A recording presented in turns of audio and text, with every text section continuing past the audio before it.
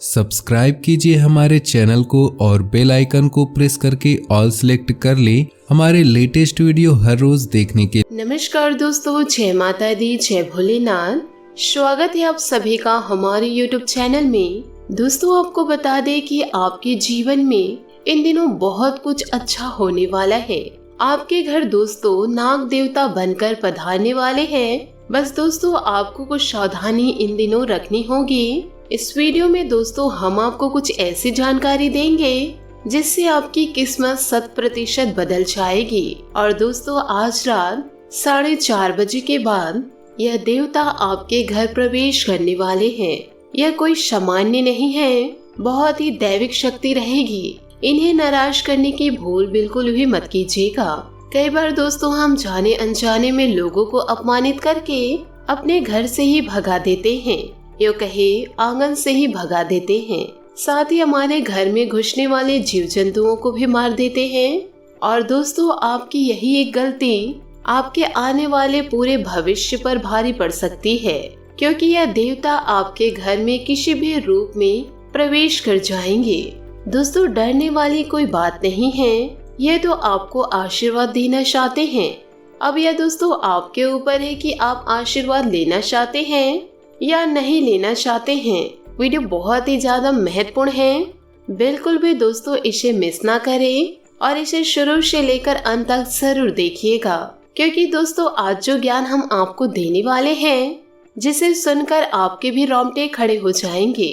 दोस्तों, जो भी महादेव जी के सच्चे भक्त हैं वो वीडियो को एक लाइक जरूर करें। साथ ही कमेंट बॉक्स में जय महादेव, जय नाग देवता अवश्य लिखे।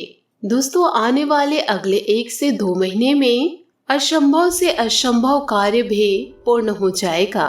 अब दोस्तों, आपने अतिथि देवो भव इस कहावत को या इस पंक्ति को इसे तो जरूर सुना होगा। भारत में अतिथि देवो भव का परंपरा बहुत ज्यादा निभाई जाती है, परंतु फिर भी जब हमारे घर में मेहमान आते हैं तो कुछ लोग उन्हें बोझ समझते हैं। मन ही मन यह सोचते हैं कि यहाँ से यह कब जाएंगे या उठे, यो कहिए जाए तो हम कुछ अच्छा खाए। परंतु अगर कोई देवता आपके घर में मेहमान बनकर घुस गए, दोस्तों वह किसी भी रूप में आ सकते हैं। और यदि आपने उन्हें भगा दिया या उनसे बुरा व्यवहार किया, यो कहे आप उनका अपमानित कर दिए, तो दोस्तों फिर आप सोच लीजिए आपकी जिंदगी का क्या हाल होगा। इसलिए तो दोस्तों कहा गया है अतिथि देवो भव, यानी कि हमारे दर पर आया हुआ अतिथि हमारे लिए देव के समान होता है। और यही देवता दोस्तों अब आपके घर में प्रवेश करने वाले हैं। तो दोस्तों आपको उन्हें नाराज नहीं करना है। हमें तो दोस्तों हर मेहमानों की पूजा करनी है, चाहे वो बहुत बड़े से बड़ा क्यों ना हो और छोटे से छोटा क्यों ना हो। अगर हम उनकी पूजा करेंगे तभी तो ईश्वर हमें आशीर्वाद देंगे। किंतु द्वार पर आए मेहमानों का इतना आदर सम्मान करे तो ईश्वर कहते हैं जब मैं इनके द्वार पर जब जाऊंगा तो कितना कल्याण होगा। तो इसे देखकर दोस्तों भगवान आपके द्वार पर किसी भी रूप में आ सकते हैं, इस बात में कोई भी दराई नहीं है। इसीलिए दर पर आए मांगने वालों की, दर पर आए याचक की, यो कहे घर पर आए मेहमानों की कभी भी बुराई व अपमान नहीं करनी है। उनके खिलाफ मन में कभी द्वेष या गलत भावना उत्पन्न नहीं होने देना है।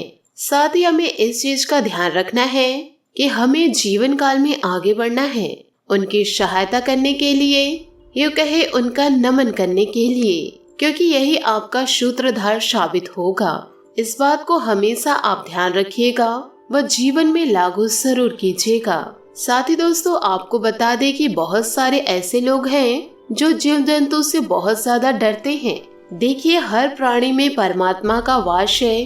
परमात्मा ने सभी को बनाया है, किसी चीज से डरने की कोई बात नहीं है। हमें सभी जीव जंतुओं की रक्षा करनी है। यदि आप रक्षा नहीं कर सकते तो आपको उसे मानना नहीं है। परंतु बहुत सारे ऐसे लोग कीड़े मकोड़ों को देखते ही उन्हें मार गिराते हैं। ऐसा करके वह अपने हाथों बहुत बड़ा पाप करते हैं। इस बात का आपको अंदाजा नहीं होता परंतु बहुत बड़ा अनर्थ आपके द्वारा हो चुका होता है। यह दोस्तों आपको बिल्कुल भी शोभा नहीं देता है। यह आपके पाप कर्मों को बढ़ाता है और आपके लिए अपने महत्वपूर्ण कार्यों में दोस्तों अटकने पैदा करता है। तो अब आपके घर में देवता आने वाले हैं, तो वह जीव जंतुओं का रूप भी लेकर आ सकते हैं। मान लीजिए वह किसी जीव जंतु का रूप धारण करके आपके घर आ रहे हैं और यदि दोस्तों आपने उसे बहुत मार पीट के भगा दिया या उसे पूरा मार ही डाला, तो सोचिए दोस्तों आपके द्वारा कितनी बड़ी गलती हो जाएगी। यही तो परीक्षा का समय होता है। मान लीजिए अनजाने में आपसे कोई गलती हो जाती है, मौका होता है आपके पास किस्मत चमकाने का, उस मौके को आप खो देते हैं। तो हमारा आपसे यही आग्रह है कि मात्र दोस्तों कुछ ही दिन बाकी रह गए हैं। आज दोस्तों रात्रि 4:30 बजे से किसी भी रूप आपके घर या देवता आ सकते हैं। जीवन काल में बहुत सारे ऐसे भी लोग होते हैं जिनके घर मेहमान आते हैं कि वह दोस्तों मेहमानों को देखकर बहुत ज्यादा खुश हो जाते हैं, झूमने लग जाते हैं और उन्हें देखकर अलग अलग तरह की हरकतें करने लगते हैं। तो दोस्तों आप उनके चरण स्पर्श जरूर करें। इस रूप में भी दोस्तों आपके घर वो प्रवेश कर सकते हैं, लेकिन आप उन्हें पहचान नहीं पाएंगे और हो सके दोस्तों आप उनके मनपसंद चीज आपको उन्हें बनाकर खिलानी है और किसी भी तरह से दोस्तों उनसे आपको अच्छा आशीर्वाद ले लेना है, क्योंकि उनका यह आशीर्वाद आपके बहुत काम आएगा। उन्हीं का आशीर्वाद दोस्तों आपको दुश्मनों की चाल से बचाएगा और उन्हीं का आशीर्वाद दोस्तों आपको हर परिस्थितियों का सामना करवाएगा। आने वाले दोस्तों अगले कुछ ही दिनों में एक और चाह और दूसरी ओर राह, यानी कि आप जो चाहेंगे उसी का रास्ता बन जाएगा।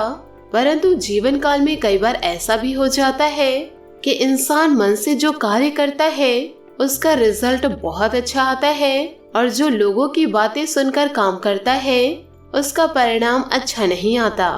इसलिए आप भगवान को पूजिए, लेकिन दोस्तों अपने मन से, ना कि किसी दूसरे के कहने पर। अगर आपकी कोई मन्नत पूरी नहीं होती है तो दोस्तों लोग भगवान को ही बदल देते हैं और किसी दूसरे देवता के शरण में चले जाते हैं और अगर वहां पर भी उनकी मन्नत पूरी नहीं होती तो तीसरे देवता के शरण में चले जाते हैं। और यहाँ तक तो छोड़िए, जब बहुत समय तक कार्य नहीं होता है तो वह अपने धर्म को ही छोड़कर किसी और ही धर्म को अपना लेता है। मानव इतना गिर चुका है कि उन्हें सिर्फ अपना काम करवाना है, तभी वह उन भगवानों को मानेंगे। दोस्तों देखिए, एक उदाहरण के तौर पर बहुत ही ज्यादा गहरी बात बताने वाली हूँ, दोस्तों कान लगाकर सुनिएगा। मान लीजिए दोस्तों, यदि आप एक कुआं खोद रहे हैं, आपने उसे थोड़ा सा खोदा और उससे पानी नहीं आया तो आप दूसरा कुआं खोदने लग गए। उससे भी आपने थोड़ा खोदा, दूसरे में भी पानी नहीं आया। फिर ऐसे कर कर के दोस्तों आपने तीसरा, चौथा, पांचवा कुआं खोदने लग गए। यूं कहे इसी तरह आप कुआं खोदते गए और किसी में भी पानी नहीं आया। दोस्तों पानी नहीं आने का कारण क्या था कि आपने सब कुएं को थोड़ा थोड़ा खोदा। अगर आप एक ही कुएं को लंबा व लगातार खोदते जाते तो 100% दोस्तों गारंटी थी कि उससे पानी अवश्य आता। उसी प्रकार आप अलग अलग ईश्वर को पूजने की गलती मत कीजिए व ईश्वर को दोष देना भूल जाइए। चाहे दोस्तों आपका काम बन रहा है या नहीं बन रहा है, किसी एक ही देवता के भक्ति में लीन रहिए। अगर आपके महादेव की बन रही है तो महादेव के भक्त तो महादेव की भक्ति में लीन रहिए। कृष्ण जी से बन रही है तो कृष्ण जी की भक्ति में लीन रहिए।